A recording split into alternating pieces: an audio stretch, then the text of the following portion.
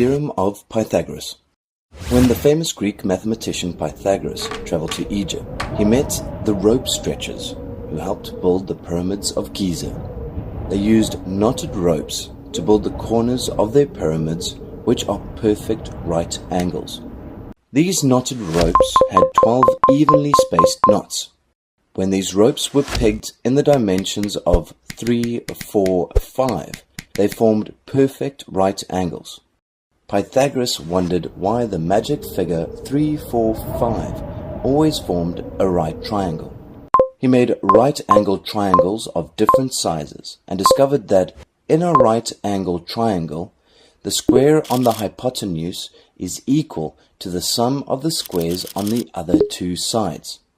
Area of A plus area of B equals area of C. Therefore, A squared plus B squared equals C squared. In other words, the rope stretchers used a triangle with sides that were 3, 4, and 5 units long to form a right triangle. Therefore, 3 squared plus 4 squared equals 5 squared.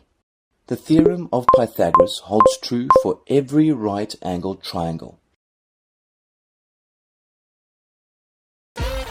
Need more help? Subscribe to our channel. Can't wait that long? Ask Masky to help you and let the math finally start mathing.